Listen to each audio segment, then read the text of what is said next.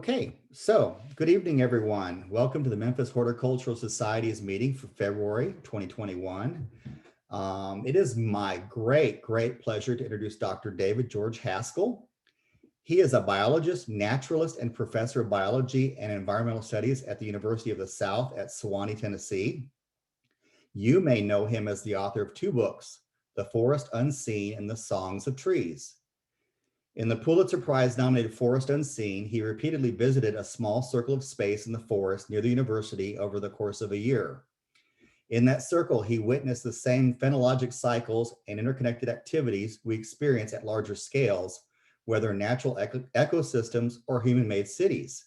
And he describes them in a way that is poetic, compelling, and to me, exceptionally moving. Tonight, we'll hear more about that and also the songs of trees, in which he expanded his view to sites around the world, each anchored by a species of tree. As you might expect, David says he's a lifelong gardener, and he said there's nothing like the feeling of working with the soil to produce good food. I think those of us that are avid vegetable gardeners would definitely agree with that. During the pandemic, he's also been using his extra time at home to teach himself to play the violin. And with that, I'll turn the mic over to Dr. Haskell. Thank you very much, Steve, for that introduction. You'll be glad to know that there will be no beginning violin during this presentation. I don't like to see people suffer, so we'll skip that for now. Thank you, Steve. It's wonderful to be with you, Val. Thank you also to Val Tingley, who exchanged many emails with me setting this up. Takes a lot of work to put on these programs, and I offer my thanks to each of you and to all the people behind the scenes who make this happen. During this time of physical separation and isolation that we've been through because of the pandemic, it's a particular pleasure and an honor for me to be able to join you all here, although I'm not with you in person, to be able to share my voice and to hear your voices and to share my work around plants and forests is really very meaningful for me. So thank you for that. And I hope that the coming spring will offer many, whatever comes with the virus and other situations, that there'll be many opportunities for meaningful connection with the plants wherever you are living. This is a time as the day length accelerates and stretches out, gets longer and longer each day, and we add a few more minutes and seconds. The plants are awakening, and I feel this great surge of joy in that time. And so it really is a pleasure to be with you in this time. So I'm going to share my screen now so I can show you some slides. And my talk today, I'm going to discuss some of the research and some of the things that I found when working on these two books, The Songs of Trees and The Forest Unseen. And the method underlying each of these books is the same. And that is to pick a particular small area and then to return to that area again and again and again and again and challenge myself to open my senses to the place. What's the quality of light today compared to yesterday? What am I hearing? What rhythms and textures in the soundscape? What are the aromas of the soil, of the tree leaves, and how do they reveal some of the stories of this place? And in the Forest Unseen, I picked 1 square meter of forest, an area the size of a small dining room table, in Sewanee, Tennessee, in a patch of old growth forest there on the edge of the Cumberland Plateau.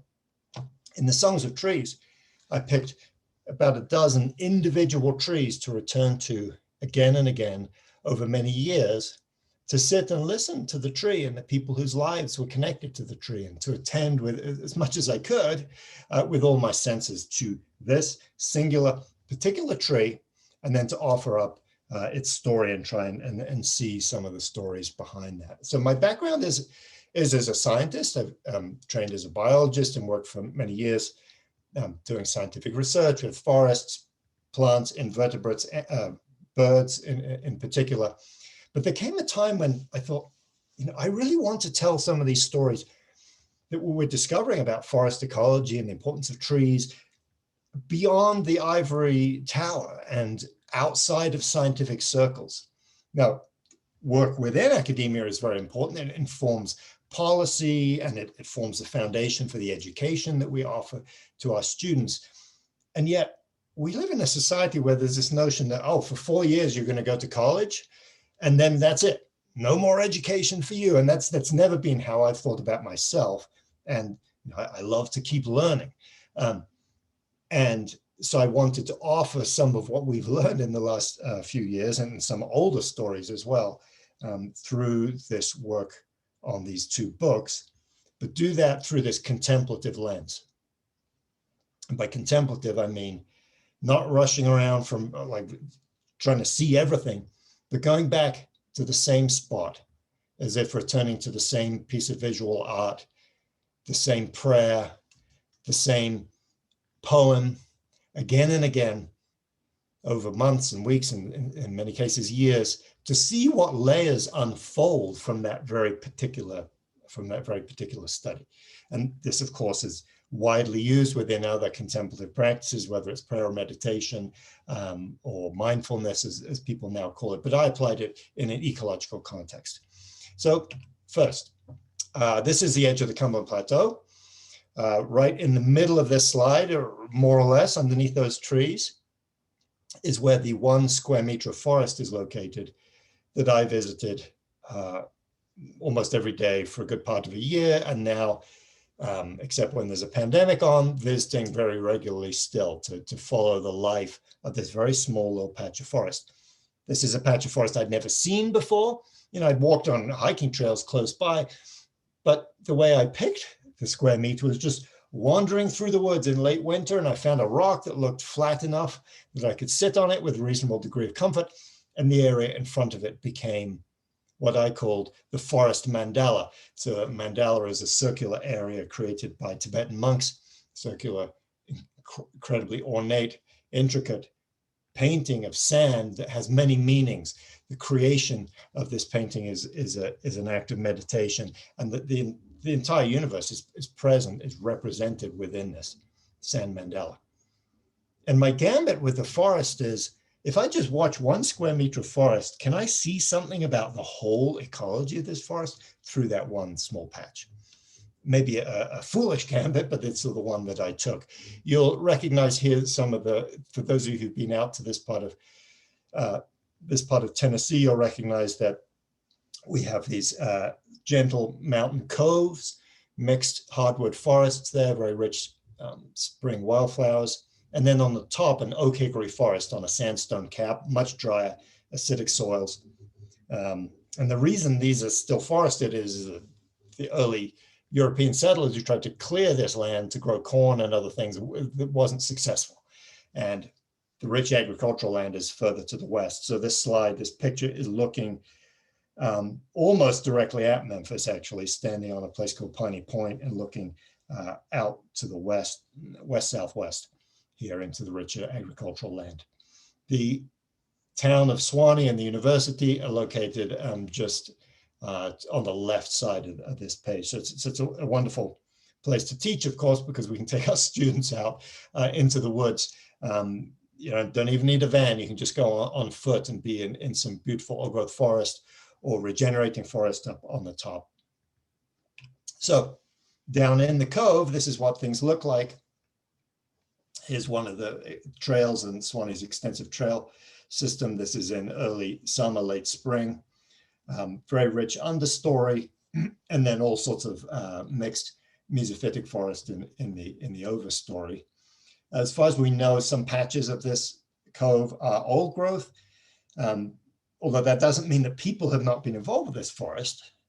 People have been living here for at least 9,000 years. There's evidence of Paleo-Indian habitations here, and then all the various stages of Native American habitation. Mostly this forest, as far as we know, was used for hunting and gathering nuts in the fall without large permanent settlements. Those tended to be along the rivers. Although recent research from some of my archaeological colleagues is overturning that story just a little bit. So we're still learning more about that. And then as non-Native American peoples moved into this region, some areas were cleared either for logging or small homesteads. In this particular patch, there are some well-known old homesteads, and then some areas of forest that, as far as we know, have not been cut over. So within the 1 square meter, of course, you immediately focus on the little things. Right? Here's some moss and some scarlet cup fungus exulting in the moisture and the warmth of an early Tennessee summer. Here in the middle of winter, I look at this and I just want to dive into the slide, dive into that moss and let the greenness welcome me. Even on bare rocks, and there are a lot of sandstone rocks that have tumbled down into this area, there are a dozen species of lichen here on this one slide. So incredible diversity in a very, very small area. And what I discerned over this year, I mean, so the book has a number of different themes and stories that I offer. I'll just highlight one here, and that is the role of the inconspicuous little things in keeping the more obvious things, the macro pictures of ecology and the things that we humans really connect to, keeping them going. So an analogy is like a car. You look at a car and you see the big outside things, but really what makes the car run are all the little cogs and wires and so forth underneath the hood and running through the invisible to our eyes. It's a limited analogy, of course, because the living earth is not a machine. But the point here is that that great complexity of small actors can produce macro patterns and scale. So here's one particularly dramatic and lovely aspect of the forest. Incredible profusion of wildflowers in the spring. This is Claytonia Spring Beauty, one of the varieties of Claytonia Spring Beauty. And there were hundreds of these flowers in 1 square meter of forest in the springtime. Other spectacular plants, this is close by, Dutchman's Breeches, Hepatica, one of the earliest to emerge. Salt and pepper and so on usually come out a little earlier, but Hepatica is the first larger wildflower to emerge in the spring, along with the bloodroot, one of my favorites, just these like starbursts of gorgeous white coming out of the wintry dark underground of the forest. Now, of course, pollination is important for this. There are insects, bees and flies and other insects that pollinate these things. The lives of some of these wildflowers are made possible by mycorrhizal and other symbiotic relationships below the soil. The one I want to focus on today is a reminder of the importance of ants in producing this spectacular display of wildflowers. This is a close-up of a photo by Patrick Coyne, of the seeds of bloodroot. And if you come across bloodroot in the woods, you can catch it just as the fruit is opening up and see these. But each seed, so we see that the mahogany colored seed, it's almost like a bowling ball here magnified to this size. But that stuff on the side is the Eliosone. This is something that the plant has stuck onto the seed that is rich in fats. It's got some proteins and carbohydrates in it. This is a lure for ants. And what the ants do is they grab this Eliosone, which is good food for them. They haul the whole thing back into their nest. They eat the fatty substance and then take the seed and then dump it on the compost heap that they have within their nest, which is a great place for these things to germinate.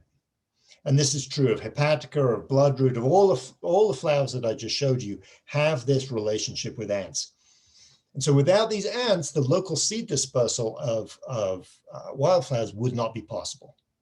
And this is a relationship that is important to the botanical diversity of these forests is maintained in part by the invisible, unseen work of seed dispersing ants. Another example from this forest of an obscure member of the forest community doing important work is this little creature down here at the bottom of the slide, a snail. Snail, what could be more obscure than a snail Well, and yet it turns out that in Tennessee, and particularly in the limestone areas of Tennessee, where Tennessee, Georgia, and Alabama meet, it's one of the most rich places in the whole world for land snails. It's like the Galapagos Islands of land snails. There's so much species diversity, and some species only exist on one single outcrop in a single county in Tennessee. Others expand over a few counties. So incredible biodiversity of these creatures, playing an important ecological role, because what a snail does is where I see a piece of dead wood or a rock, the snail sees a piece of bread with peanut butter and jelly on it, because every surface in the forest has algae and fungi growing on it. And the snail comes along and with a specialized tongue called the radula, it scrapes up that food. And so the snail is the great mediator between the invisible world of the soil, the micro layer of food that's spread on all rocks and decaying vegetation, and the above ground world. The snail then gathers that into a convenient bite-sized portion on its back. Here's another snail. This is Mesomphax on, I believe, a hickory leaf here. This is a photo from Sewanee. Here are just a small sampling of the diversity of snail shells that we find in a square meter in Tennessee. Some of these are from limestone, others from sandstone, so I've made a little bit of a melange here. The one on the bottom left is actually predatory. It's the lion of land snails. It catches other snails and snags them and drags it back to its lair to eat them. The rest are scrapers and herbivores and detritivores. All of this is good calcium. And many of these soils are calcium poor, particularly the more acidic ones. And who needs calcium in the springtime? Birds. Here is, I believe, a pewee nest. The sounds of bird song is reliant on a good supply of calcium. Because when a mother bird lays these eggs, she's using almost the entire calcium supply of her body. And often she does not have enough. She can't decalcify all her bones. She just turns to jelly. Instead, she has to find a dietary source of calcium, and that's what these snail shells are. And there's an unfortunate sort of experimental verification of this in Northern Europe, when acid rain leached the calcium out of the soil. The snail abundance declined, and bird abundance and breeding success also plummeted. Then when experimenters came back and put calcium back in the form of lime dust that they spread out in the forest, what happened? More calcium in the soil, the snails come back, and the birds are back again.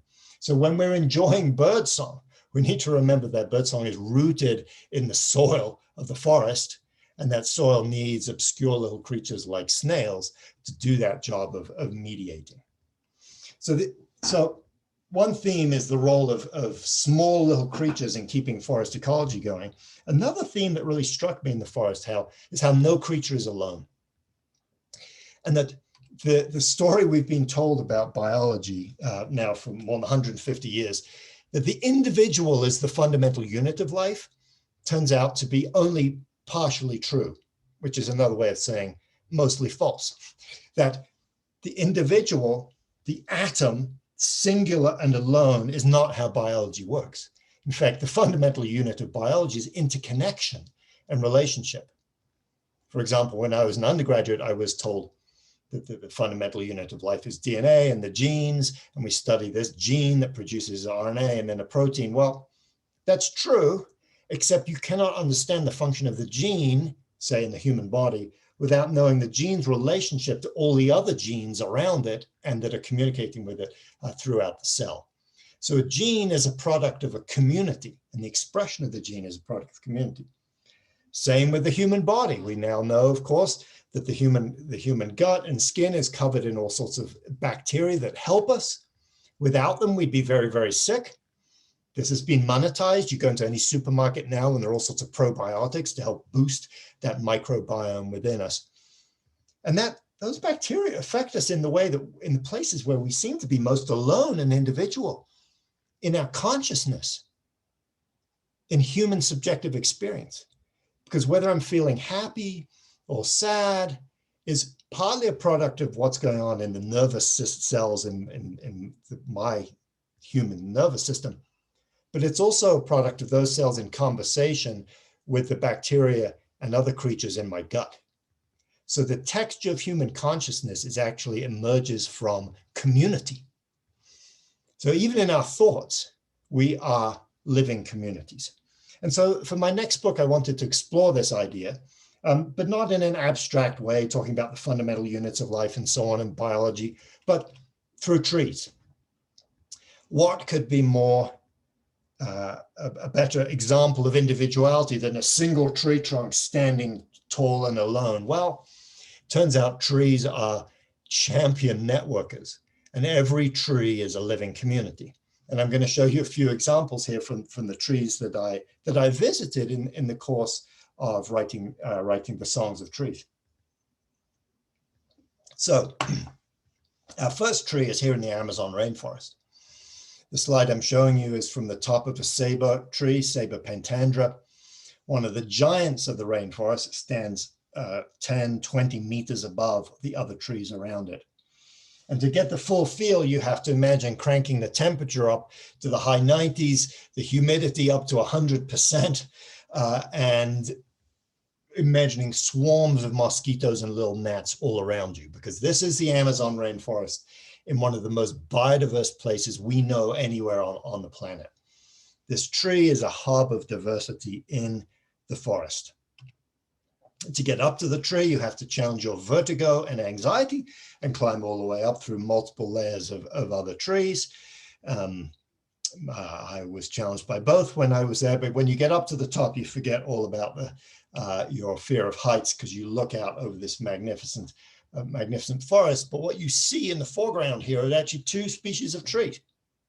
On the left are the ceiba leaves. On the right are leaves of a fig tree. You look at a branch up here on this giant tree, and these branches are sometimes like 4 or 5 feet across. All sorts of plants. You got orchids and bromeliads and mosses growing on the tree. You can't even see the tree for the growth of other plants that are on it. The bromeliads hold thousands of liters of water within them. So at the base of each one of those leaves, there's a little pool of water, where of course the poison arrow frogs and other cool animals breed in there and never go to ground. So the tree is a sky lake. It's a wetland up there in the canopy. And you can see in the background, the fig tree is growing on top of the ceiba tree. Here's a close up of the bromeliad, one of the bromeliads showing its flower. Look a little closer. This is further down in the understory, and these are mosses. It's so humid here. The mosses actually take on a form that's like seaweed waving in the humid air, because this is a place where the humidity never really drops too far. So moss can be freed from its low creeping form that it takes over much of the rest of the world. So this is a place of intense biological competition. There are tens of thousands of species of herbivore in every hectare of forest, all of them chewing on tree leaves.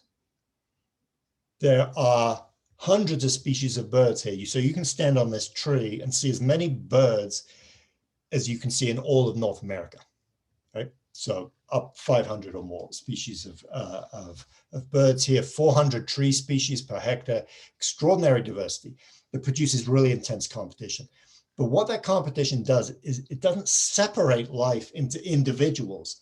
Instead, it causes life to join into cooperative partnerships. So the ants work closely with fungi to gain food. Inside every tree, and the birds also live in cooperative social groups. There are almost no creatures here that live on their own. For the tree, every leaf has hundreds of species of bacteria and fungi living within it that protect it from other organisms. The roots in tropical soils, often phosphorus is at very low concentrations, and so the trees can only live by joining their roots to symbiotic fungi that go and forage for phosphorus and other minerals, give them to the tree, and the tree reciprocates with sugars. So that the life in this forest, because the soil is so poor, depends on these below ground symbiotic relationships. And human life here too has taken on the character of living communities rather than individuality. The Warani, which are a group of indigenous peoples who've lived in and around this forest for at least 9,000 years, possibly longer, and so understand the forest very well, don't have individual names for trees. They name each tree according to its context. It has a different name if it's in a wet part of the forest or a dry part of the forest. It has a different name if it's used for one function or another in human society. And so names emerge from context, emerge from community. The same is true of human names. Unlike us, we have a name that, other than being modified by marriage or other legal mechanisms, stays with us all our lives. For Warani society, your name is a product of the group. If you leave one group and go to another, your old name dies. You don't ever go back to that other group, and you have a new name given by the other group. So naming, nomenclature, which is so foundational to Western science and Western society, takes on a different form here in these cultures that understand the forest very, very well. Now, this story of interconnection is present right also in our backyards. So these are little shards of a sugar maple leaf that I cut from my backyard in Sewanee, Tennessee. I just climbed up, plucked a leaf. And what I did first, though, was sterilize it in some bleach. So I took the leaf, dipped it in bleach to sterilize it, clean off the outside, get all the bacteria and fungi off of there. And then I cut it up and put it on a Petri dish. And this Petri dish has food for fungi in it. So any fungus that's living inside the leaf is going to come out and grow. And we've sterilized the outside of the leaf, remember, so we're only going to take a look at what's inside. Here's what happens. You put it in an incubator and boom, you get this extraordinary diversity of fungi, revealing the rich phylosphere. It's called philo for leaf, sphere as in the globe. Every leaf, even the leaf of a seemingly ordinary tree like a sugar maple, has within it dozens of species of fungi, hundreds of species of bacteria. And without those internal helpers, the plant is not as good at protecting itself from pathogens. It does worse during droughts. So we call the tree a sugar maple, but really that's a lie. It's not just a sugar maple. It's not just the tree. We need to also list all those hundreds of other species to truly name it. Of course, we're not going to do that. That's cumbersome. Biologists are trying to find ways around this. Instead of calling the tree an individual, they call it with the rather awkward name Holobiont. So the complete organism, the combination of all of these different fungi, bacteria, and plant cells. And remember, this is an ancient story. Every plant cell is comprised of at least 3 different components: the cell itself, the emerald jewels, the chloroplasts within them that used to be free-living bacteria, and then the mitochondria, the powerhouses of the cell that also were free-living bacteria. These all combine into one unit, one plant cell that has 3 different ancestral lineages working together, as they've been working together for 1.5 to 2 billion years now. Same is true of our body. Every human cell is full of mitochondria. We are Russian dolls, one creature piled into and onto another. We live only and always in community. Now, the community of trees and the community of humans have been interlinked for a long time. Here's another example of a tree that I studied. This one is outside the gates of the old city of Jerusalem. The olive tree in the foreground, whose branches you see in the shade with little baby olives coming on them, grows right outside these magnificent ramparts at the Damascus Gate. And this close relationship between human habitation and human thriving and the lives of olive trees goes back a long way. Here's another view. It turns out that these olives used to be dispersed by birds. So the olive tree used to make smaller olives that fit the mouths of thrushes and other migrant birds that picked them up and then flew away and pooped them out. And that's how the olive tree dispersed. But 8,000 years ago, the olive tree united its fate with humans in this region. In other words, humans domesticated the olive tree, although the olive tree also domesticated us in a way. 8,000 years ago, humans started picking out the ones that had larger, oily fruit, and then selectively breeding those and clearing away competing vegetation and controlling wildfowls and so on, wildfires. When that happened, the olive tree did very well. It expanded, and human civilizations could then thrive. And there's been a tight link over thousands of years now between when humans and trees work well together in the Mediterranean, both thrive. When the bond between humans and trees are broken, things go awry for both. Civilizations collapse and trees disappear from the landscape.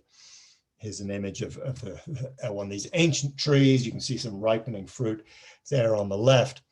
And it turns out that a cup of olive oil has as many calories as the same volume of red meat. It's incredibly energy dense. And yet this is a tree that can thrive and survive in very, very arid lands. So the Mediterranean climate, of course, is very dry and hot through the summer. Some summers like no rain. And then it's wet and cool through the winter, not super cold, but cold enough for occasionally just a little bit of snow and damp.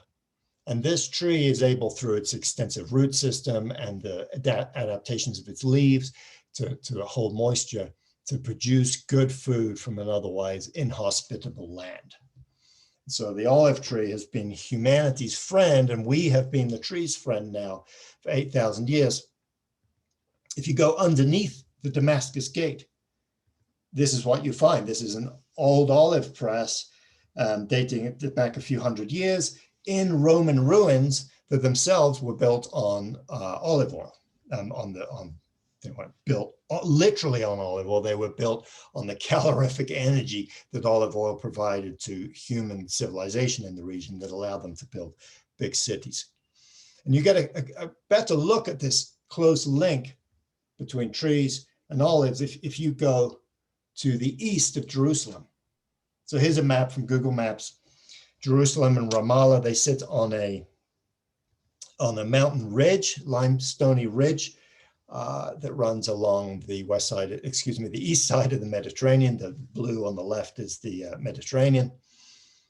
The winds come across from the Mediterranean over Jerusalem and then out towards the Dead Sea, and then beyond that, that's Jordan.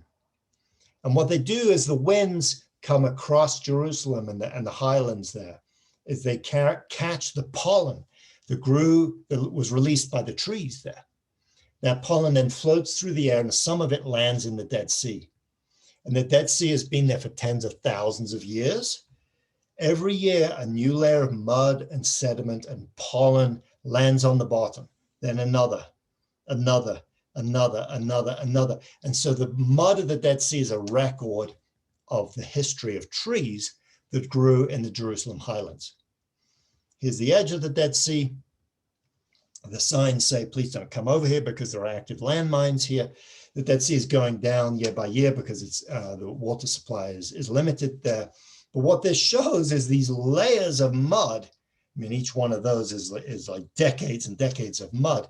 But if you go down to a very fine grain and put this under the microscope, this is what you see. The pollen grain of olives.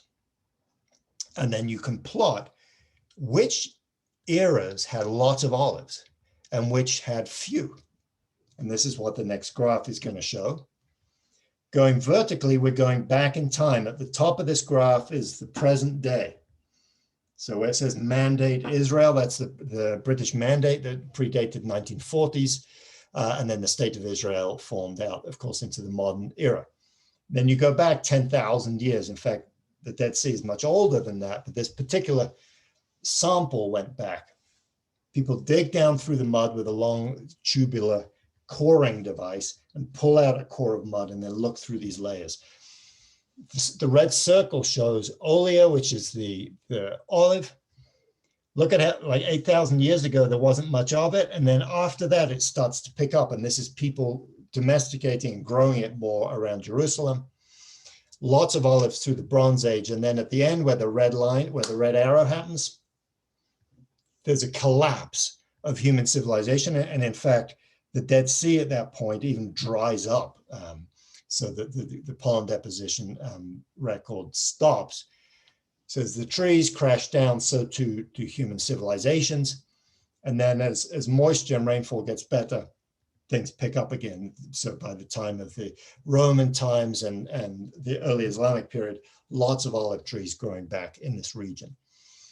So this connection between trees and olives shows that the foundations of the civilizations of this region are built partly on tree roots, on people working with trees. No wonder then that the Abrahamic religions from this region use olive oil to convey a sense of goodness and of unending life. So in Judaism, the Festival of Lights, Hanukkah, what does that celebrate? Many things, one of which, the central metaphor, if you like, is the olive oil lamp that never goes out. The olive oil should have run out, but it keeps on coming, just like the land there keeps on producing to support life in a seemingly very inhospitable place. In Islam, God is compared to the light also of an olive lamp. In Christianity, well, what does Christ mean? Christ is the anointed one, anointed by olive oil, not canola oil, not water or wine or anything like that, but olive oil, not just as a symbol, but as an actual statement of what it means for the living earth to give life, seeming miraculous life in this place. In this particular case, it's not a miracle, it's hard work of people supporting trees and then trees providing their sustenance back to people. This is a story that applies in other parts of the world. In fact, most parts of the world, say in the eastern deciduous forests of North America, the chestnuts. I believe there's a talk in the chat box that I'd invite you to take a look at on chestnuts coming up on March 3rd. In Northern Europe too. Here's another site that I visited to find trees. The tree in this case was buried down in a construction site in Scotland. So this is near Edinburgh, Scotland. They're building a huge bridge. And in building that bridge, they dug up a 10,000-year-old human village, the earliest known village anywhere up there after the Ice Age. So this is the remains of the habitations of the first people to colonize Northern Europe after the glaciers retreated at the end of the last Ice Age. And what is in that village? Lots of charcoal. What does that charcoal look like? It looks like this. Hazelnut shells. These have been burned and charred. They look, when you take them out of the bag, they look as fresh as if someone had tossed them in a campfire just yesterday. They've been so well preserved because they've been turned mostly to carbon by being thrown into a fire 10,000 years ago.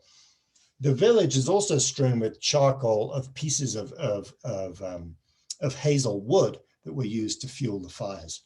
So people in Northern Europe were largely living off hazels. So this is a tree that produces, as we know, very good, nutritious nuts. And it also lives in pretty inhospitable, cold, wet soils. So the hazelnut was one of the first trees to colonize Northern Europe after the Ice Age. People came pretty much with the hazelnut. Maybe people carried the hazelnut with them. Certainly the jays, the Eurasian jay, which is equivalent to the North American blue jay, carried the nuts north after the Ice Age. The hazelnuts moved northward much, much faster than other tree species like oaks. What is it that gives this hazelnut its ability to live up here? Maybe it was humans giving it a helping hand, but underneath the soil, every hazel root is completely sheathed in symbiotic fungi. It's a very, very deep and important symbiosis that protects the plant roots so they can grow in these rather inhospitable soils. And when you look at the lives of people in this region, they were heating their villages and houses with hazel wood. You cut the hazel tree, it resprouts really quickly. Coppicing is a good way of heating and finding wood, and produces abundant nuts, which supply a large portion of the calories. Only later did people bring oats and other forms of annual crops in the Neolithic Revolution. This first stage of colonization of Northern Europe was the age of hazelnuts. And so the cultures of Northern Europe also, just as the cultures of the Middle East, are rooted in a deep relationship with the tree. So if you go to Scotland and you admire the architecture of their bridges, the Firth of Forth Bridge and the Queensferry Bridge, both famous among engineers as notable examples of bridge construction, know that there are also Mesolithic villages underneath the pilings here, 10,000 years old, that were based on deep connections with trees. And guess what? When you turn on an electric light in the United Kingdom, you are also connected to trees, because a lot of their power, as they've turned away from coal, now comes from wood pellets that are imported from the southeast of the United States. So the forests that grow in Tennessee and Mississippi and the Carolinas, some of them are packaged up and sent over to Europe. And so when people are turning on their light switches, they are still deeply connected to trees. This is a general truth about human culture. We are wed to the trees as they are to us. Think about reading a book. Human minds are connected across space and time using flattened sheets of cellulose. Trees are right there interconnecting us. Listen to a violin or a piano or a guitar. You've got wood vibrating. It's the second life of the tree giving us music.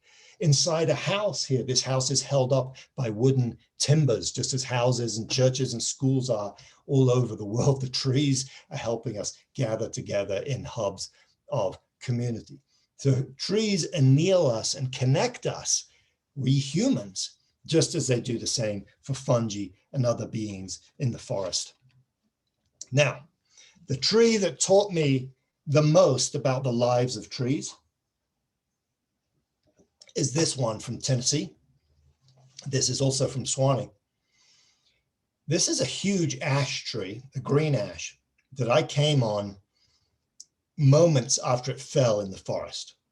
You could still smell the smell of torn up leaves, of green leaves and of rent wood as after the tree came down, a giant.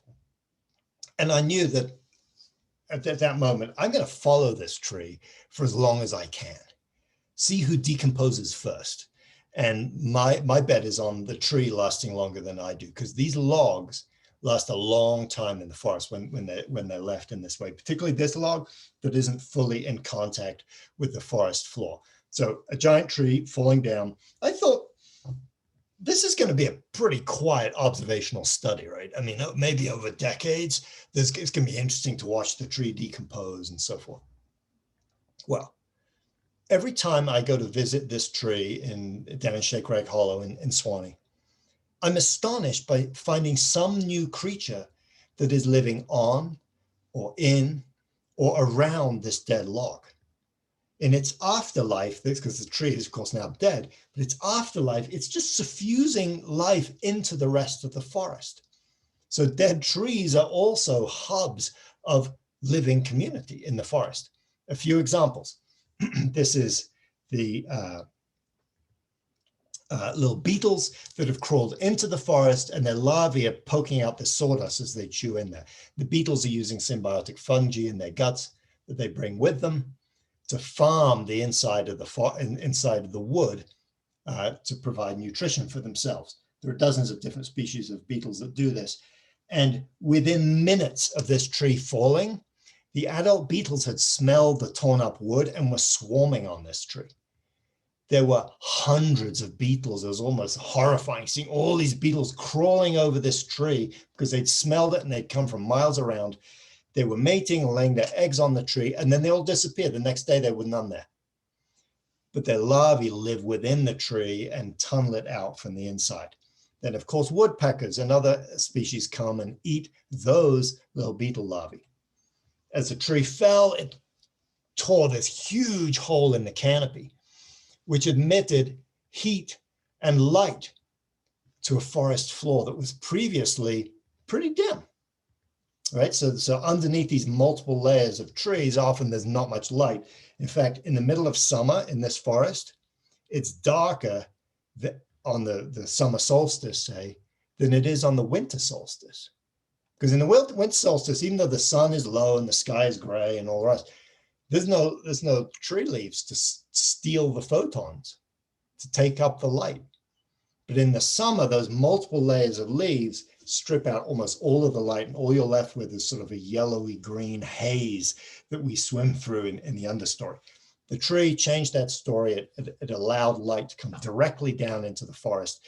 And so plants like the spice bush here exploded. Most spice bush in this forest grow, they're fairly scraggly things. They grow to waist high, maybe shoulder high. These things are over my head, loaded with fruit, incredible. And you can see the insects, including the spice bush swallowtail larvae, have been chewing on the leaves. So the spice bush forms a hub for other new life. Incredible burst of wildflowers. The wildflowers, like some of the trilliums here. I mean, trillium normally is growing like about this high. Some of these are like over my knees high because of this great infusion of light, which of course is food for them. And other creatures here, the rattlesnakes come after they've eaten a chipmunk or a little mouse, a useful thing because those mice have ticks on them that are the main reservoir of Lyme disease. So rattlesnakes are our friends in the battle against Lyme disease and other tick-borne diseases. The snake is like, I've done enough work for this week. Wish that we all could work that way. I'm going to sleep this off in the sun. In fact, I need some heat in order to digest. And so the animals have moved into this heat patch in the middle of the forest to digest. And this snake turned out to be like almost right under my boot. So I left the snake to snooze and was glad I didn't step on it.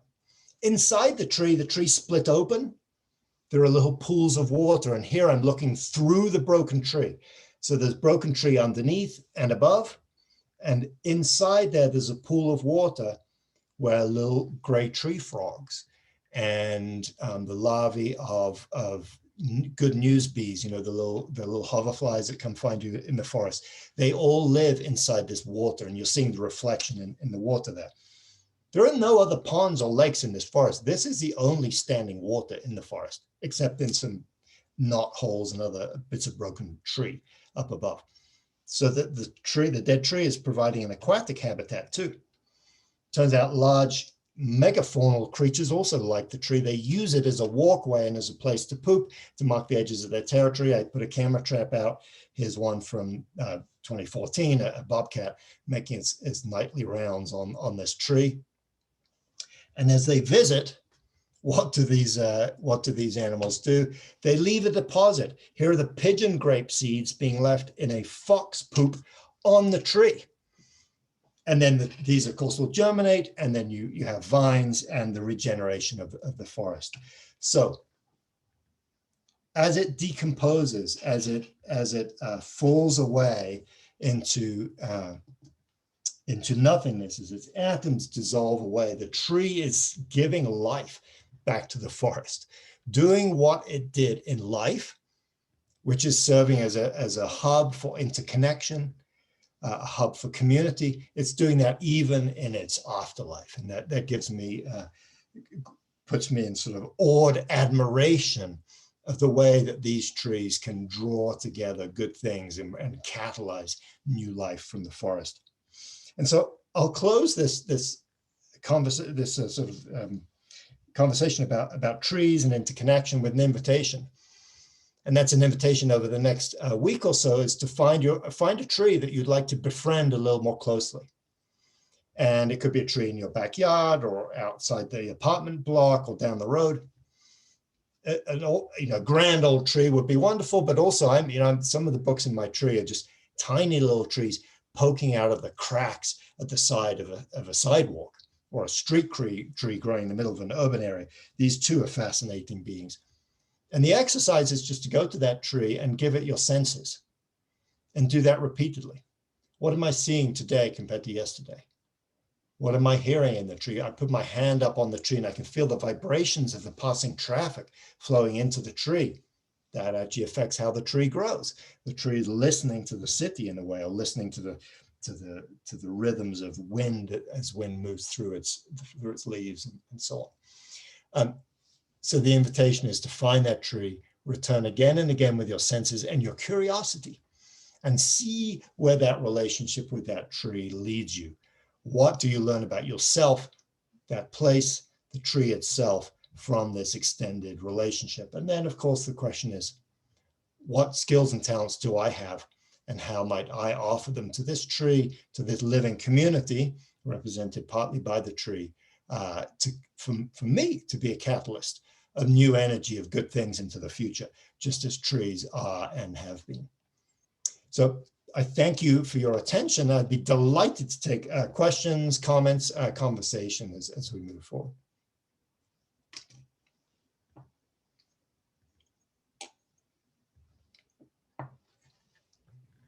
I think everybody was so enwrapped, we didn't actually have a lot of chatter while you were talking. So there's not a lot of questions, but now that you've paused, they may roll in. We do have a couple. Somebody would know about mycorrhizal relationships. A little bit more about that. Yeah, so mycorrhizae, so what mycorrhizae, myco means fungus, rhiza means of the root. So these are symbiotic relationships between plant roots and fungi. And they take many forms, or two main big categories. One in which the fungus sort of grows into the root and then spreads out little tree-like tendrils. And in that way, the plant cell membranes and the cell membranes of the fungus are really close together, and they exchange minerals and nutrients. The other way is that the fungus just wraps around the root, as I mentioned, for the hazelnut, giving it a sort of a fuzzy appearance there, serving as a shield. In both cases, it's symbiotic. The tree is doing what trees do best, which is gathering sunlight and making organic molecules. The fungus is doing what it does best, which is gathering minerals from the soil. But also, what the fungus does best is connect conversations. The trees can communicate one to another by sending chemical signals down through the fungi. We're only just beginning to understand that the nature of cooperation and conflict in these communication networks, but mycorrhizae completely erase the notion that trees are individuals.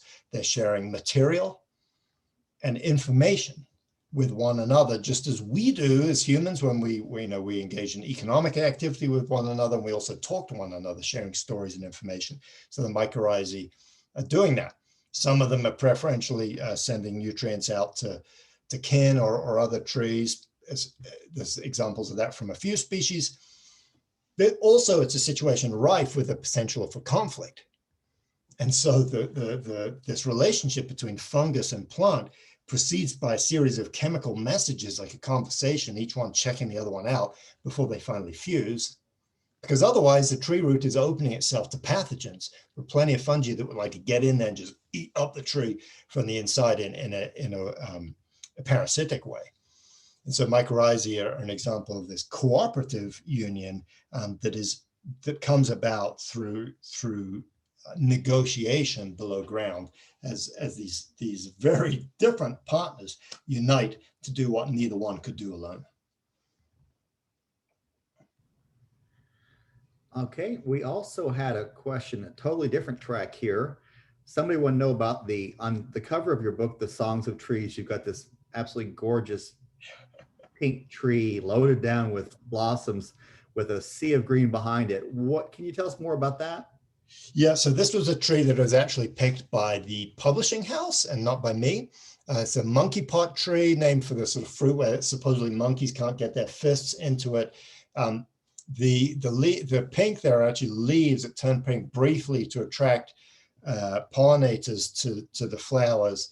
And these, as is evident on the cover of the book, this tree really glows out of the forest. Now, those trees are present in the Amazon, but they do not appear in the book. It was provided as sort of a visually striking cover. Maybe my next book, I need to go and just study that pink tree, because it really is rather marvelous. And so they look like petals, but actually many of those, as I understand it, are leaves. Okay. Well, and I noticed that on both of your books, at least on the hardcover, you're not on the cover, but on the paperback, you're on the cover. So, there's this. Yeah, I think it looks better when I'm not on there. So, a couple people are, of course, very interested in reading about your books and also practicing some of your mindfulness sort of techniques that you mentioned. If you were going to try to apply this to maybe youth education, is there any pointers you could give somebody on what they could do in a classroom setting or with younger children? Yeah.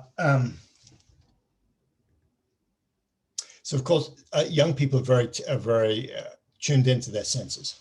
So providing ways to say re-experience a tree, like most people are like, it's a tree, it's boring, there's nothing interesting to me. Well, how about we make an inventory of like 5 different common trees by what they feel like to our fingers, because the bark of trees is like radically different.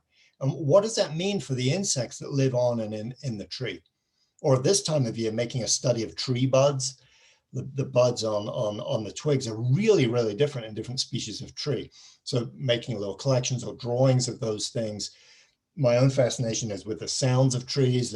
That's works a little better in the summer when it's windy. You can hear that a pine tree sounds different from a maple tree because the architecture of the tree is very different. So finding ways of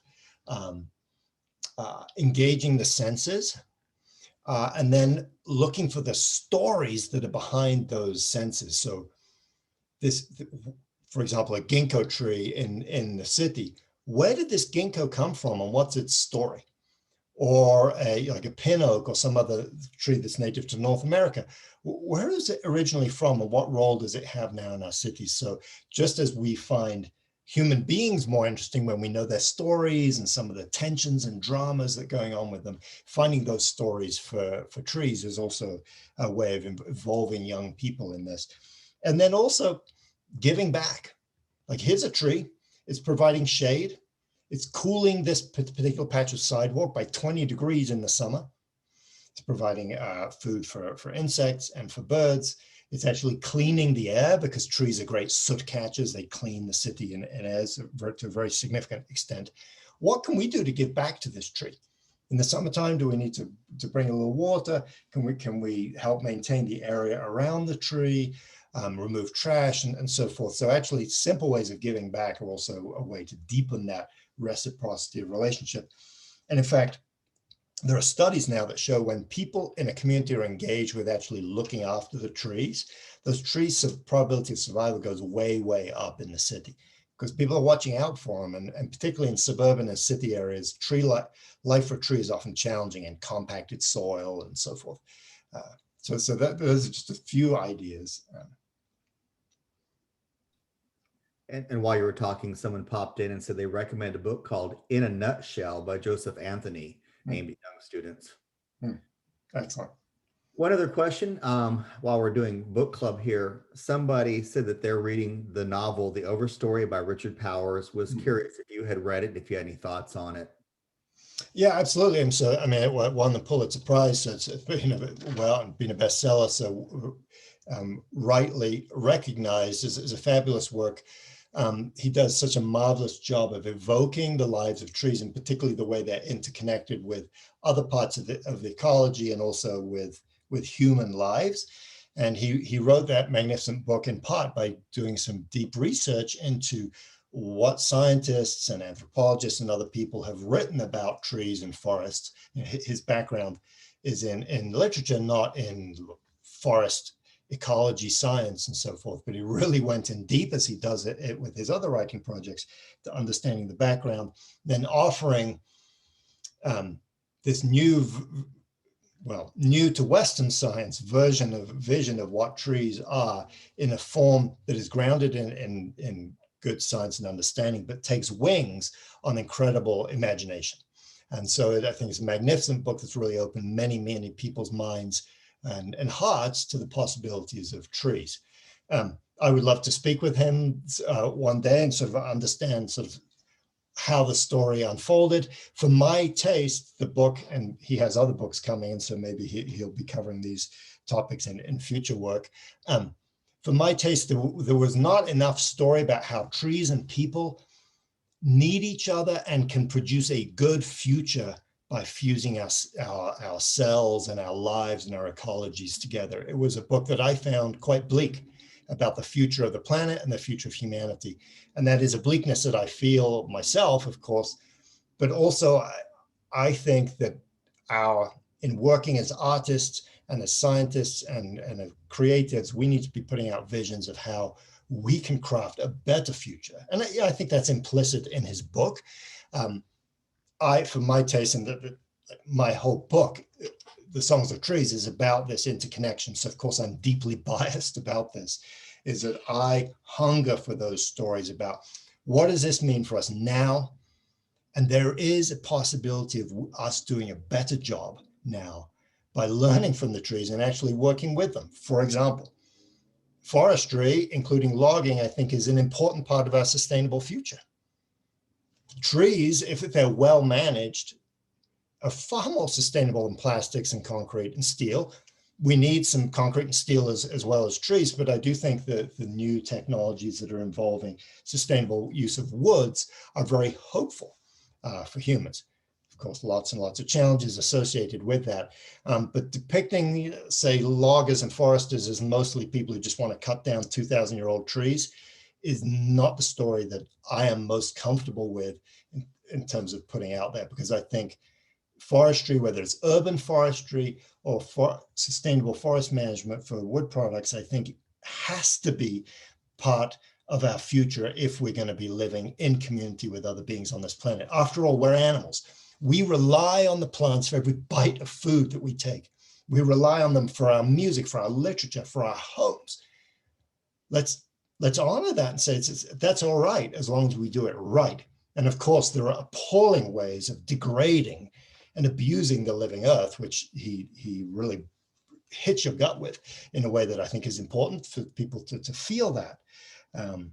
So yeah, but I'm looking for hope. I'm looking for symbiosis in the present moment into the future. Okay, so the book that he was talking about it's by author Richard Powers, and it's called The Overstory. It is a novel, but as you can tell, there's a lot of truth in it. You can urge everybody to go out there and check out that book, but only after you've read this one, which is The Forest Unseen, which is the story where he observes the small patch of land at Sewanee, which is what you can do in your own backyard or the park down the street or along the Wolf River Greenway or any of those great places that we have here in town. And then of course, the book that we're talking about tonight with the Songs of the Trees, which is about the largest trees where he talked about being up in the canopy. So you've got 3 books added to your book list tonight if you haven't read any of them. So please do. I think they're all worth your time. So with that, I think we've covered the questions we had. A lot of appreciation for you in our chat session. And so please take a moment, Dr. Haskell, and check that out before we finish tonight. But I appreciate your time. I am so glad we finally got you booked. I think we've been trying to snag you in some form or another for about 3 or 4 years. And I'm glad this finally worked out. Maybe that was a twist from the pandemic. And if so, then, clouds with silver linings for everyone there. Well, thank you. It's been such a delight and a pleasure to be with you. And I hope the spring, although we face many challenges, of course, both individually and collectively, I hope the emergence of the botanical world, the glories of the botanical world can lift your spirits and bodies and minds as a lifting mind. So thank you for inviting me into your community here. Thank you. I do believe that with spring, as it starts to erupt and as we start to get this pandemic under control and people are getting vaccinated, I think it will feel like a real rebirth for everyone involved. Yeah. So just a closing comment with everybody while we're here together. Remember that we do have our memberships available if you're not currently a member or would like to make a donation. That's at memphishorticulture.org. There's a form there. And we also invite you back next month on the same day, the 2nd, to see Dr. Christine Coker from Mississippi State University. She'll be talking about alternative approaches to vegetable gardening, including her experiences with rooftop and sub-irrigated gardens. I think this work using Eventbrite worked out really well. So if you're not on our mailing list already, or if you want to share it with us, watch that, and that should be out there pretty soon. So I'm going to end the recording.